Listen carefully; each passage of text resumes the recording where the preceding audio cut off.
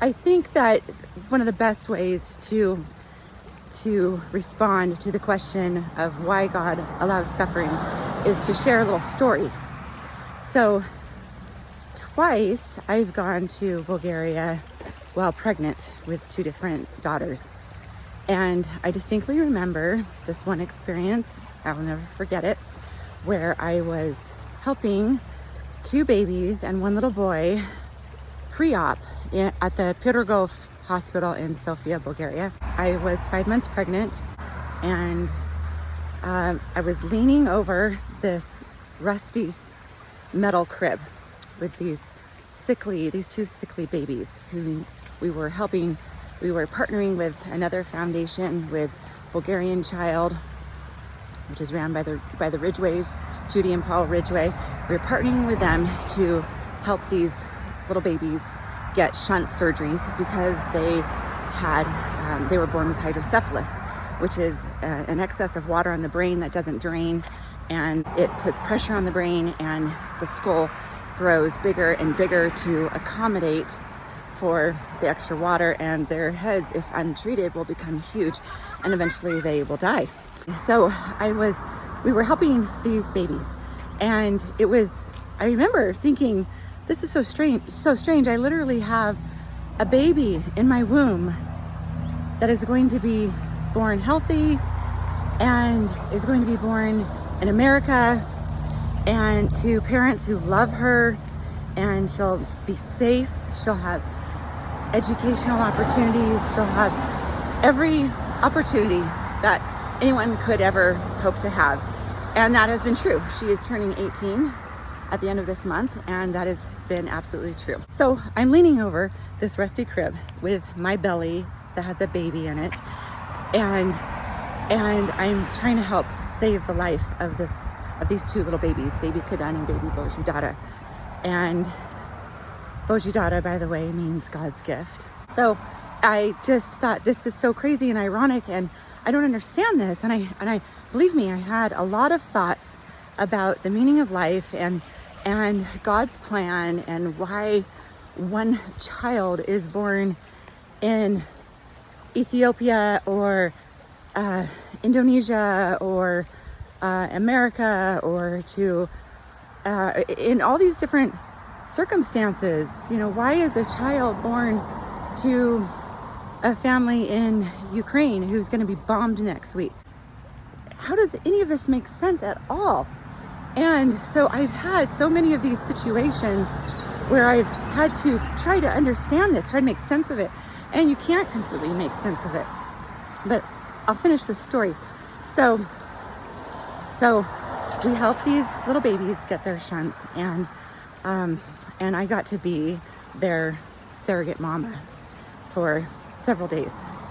And I loved them and sang to them and held them, and it was so sweet for me. And this whole time I've got my own baby inside of me growing, and I went and I bought binkies for them because they were crying, they didn't have anything to soothe them, and they loved that. And I was able to bottle feed them.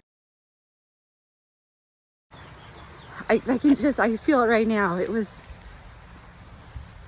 a really special time. It was one of the sweetest experiences of my life. And later, those 2 babies died. And I got to be one of the people in their lives, in their brief little lives, who got to know them and see them and hold them and squeeze them and love them and nurture them, sing to them. And what a gift that was to me. But what about them? So after their surgeries, I stayed for a couple more days to help in post-op, and then I had to go home, while Judy stayed, and she continued to also nurture those 2 cute little ones. And she emailed me and shared with me that, by the way, both of these babies were from Stara Zagora. Those of you who have adopted from Bulgaria or know anything about the orphanage system during that time, you know about the infamous, horrible, awful Stara Zagora orphanage. So both of these babies were from there. So she emailed me and told me that when it was time for the babies to go home to their, well, to go to their, back to the orphanage, one of the orphanage workers came and put them both in a sack. She witnessed this herself. The babies were put in a bag, and then she got into a taxi and was driven back to Sarasagora. I forget exactly how far away it is, like an hour and a half away from the hospital at least.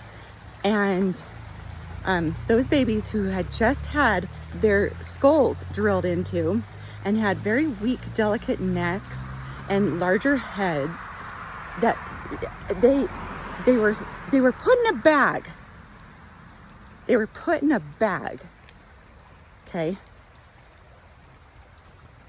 Can you imagine how terrifying that would be to a little baby? How painful, how physically painful that would have been. Little Kadan got an infection and soon thereafter died. Boshidara fared better. She did get an infection, but she survived it, and she ended up having subsequent shunt surgeries over the next 2 years. And I did not see her until 2 years later. I went to visit her, and there's actually a video of this moment. It's on YouTube, and it went viral. I'm so glad it did.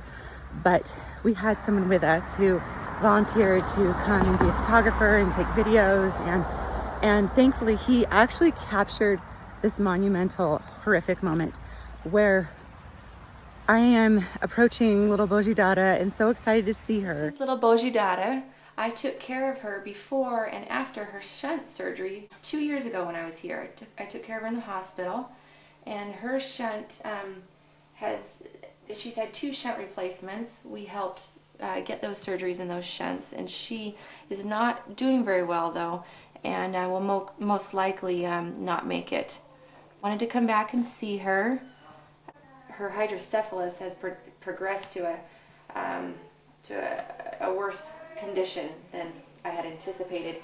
She has a club foot, and nobody works with her to help her to exercise her legs and her limbs. So she has really, if you can see here, no muscle tone, very, very thin. And then to my horror, realize that she's covered in these little tiny ants. And there's ants all in her little pajamas and in her ears and all around her nose and her eyes. Can you imagine this? Can you imagine this? It's probably making your skin crawl just listening to this story. All she could do was just lie there. She had gone blind from her condition of hydrocephalus, from all the pressure on her brain. She was emaciated, and there was my little Boshidara 2 years later, just suffering. So I panicked and started trying to clean her off. She has ants crawling in her pajamas. She has ants have eaten the skin in her hands. It's mucusy and pussy, and we cleaned it up about 15 minutes ago, but there's a whole bunch of pus on there again, and fortunately the ants aren't there right now, but they'll come back. So the ants are eating her flesh, crawling inside her pajamas. There's cockroaches. This is not a comfortable little life for this little one. Talked to the staff. I was so upset, and I said, this how can this be? This is inhumane. And anyway, it was just so upsetting to me. And we actually ended up paying for an exterminator to go to that orphanage because of the condition that we found Boshidara in. And a month later, she died. This little one has had a tough life. She's had a tough life. But we're here to give her all the love that we can.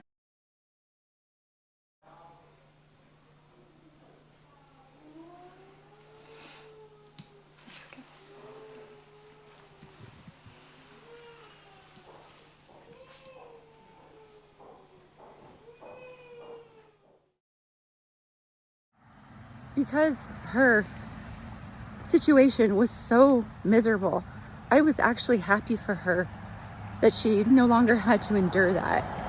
And where we had once tried to save her life, I was relieved that she no longer had to live in that miserable existence.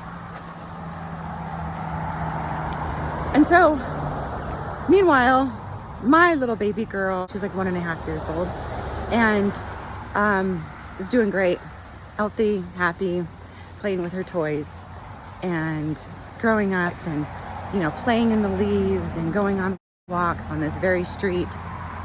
And she's got a mommy who's with her full time, because I was working from home.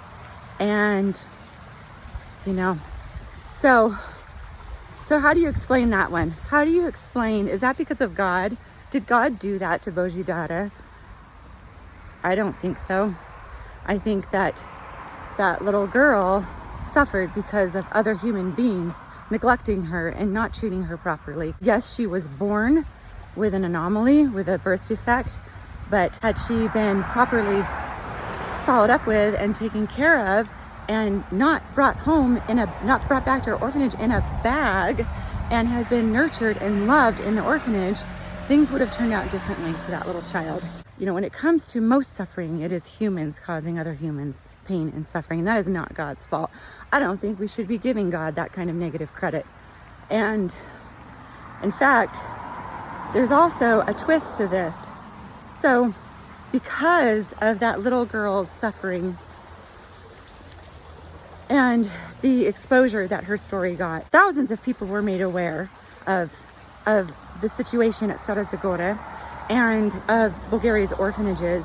A lot of people started donating to help the children who remained in that orphanage. And so we were able to provide all kinds of medical supplies for the children. And one donor provided pressure mattresses for all of the children who are bedridden and who are extremely uncomfortable with bed sores. We were able to provide a baba, a grandmother, who her only job is to hold them and to love them. We were able to provide a physical therapist for the children who needed their limbs to be stretched and massaged and manipulated so that their condition of cerebral palsy didn't become worse.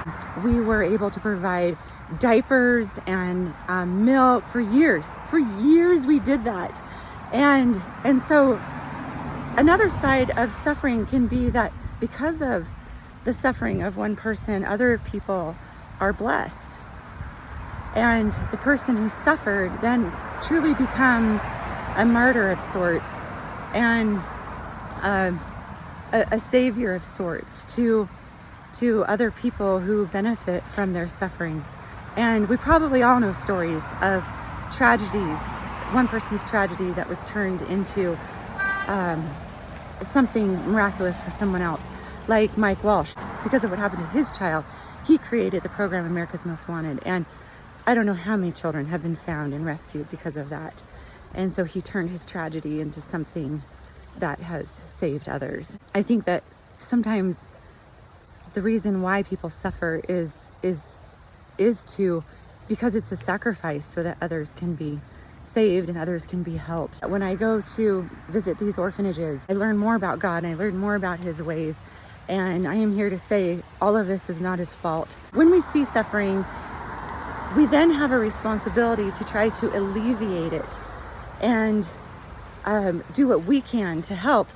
And this is especially the case when we have the means to do so, when we have the help or the financial means or the skills, the networks, the connections, when we have the resources to help someone. I believe that we need to take those resources and bless other people's lives. Help other people. People will tell you that you can't do it, but you can. And if you change the life of one child, you have changed the world. One Heart Children's Foundation, One Heart Bulgaria, One Heart Albania is called One Heart, is because it is about the one heart, it's about the one child. What if it were you? What if you were the one person and you're like, oh my gosh, I wish someone could come help me as the one person. I know I'm just one person, but this pain is real. This existence is horrible. I hope that I'm rescued. It is about the one person. And so if you help one person, you are making a difference in the world. Absolutely. I'm just sharing this. People ask me about suffering and God and how can you believe in God? And I'm just sharing my thoughts. So take them or leave them. This is what I've learned personally. One thing that working in orphanages does for you is it keeps you grateful. You feel like you can't really complain, even though I do. But you can't complain about like your crappy couch or your crappy housing situation or even some health problems, because somebody's got it worse than you and you're made acutely aware of that when you're over there. And so it just keeps me grateful for my life. At some point, and this might sound really cynical, but I'm telling you, it's true. Life is about suffering. It is about suffering sprinkled with moments of happiness and joy and beauty and small everyday little things that you can find happiness in. We complain so much, and I'm guilty of it too, but you know, life is about hard work. The word of God says that by the sweat of their brow, you know, that they live by the sweat of their brow. That is how their bread is earned. And you know, life, if it's easier to accept that life is about difficulties and overcoming and becoming more resilient and learning throughout the problems and the challenges and strengthening your character and learning new skills. This is life. This is life. It's learning how to have a great attitude in spite of the things that we suffer. It's about helping to alleviate other people's suffering and what we're learning throughout that process. That's what I've learned in my 53 years of life and in 22 years of seen suffering firsthand. Take it or leave it, but when people ask me why God allows suffering, or I can't believe in God because there's suffering, believe me, God is there throughout our suffering. He has not abandoned us, and He's trying to help us. And I know He's trying to help these little children that we help. He helps people through other people. So He helps alleviate suffering through those who are willing to help alleviate it, those who are willing to be instruments in His hands and to be His hands. We can't wait around for God to fix it all. We are the ones that He uses to fix it all for other people. And that's my message.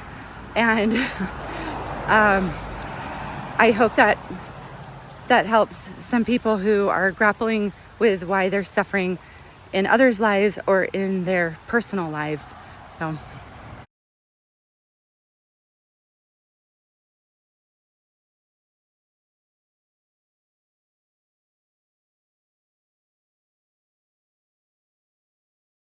I love her dearly, and I consider myself her mama. She's my little Bulgarian baby, huh? Huh, Boshidara? Huh, kuklichka? Huh? Huh, kuklichka?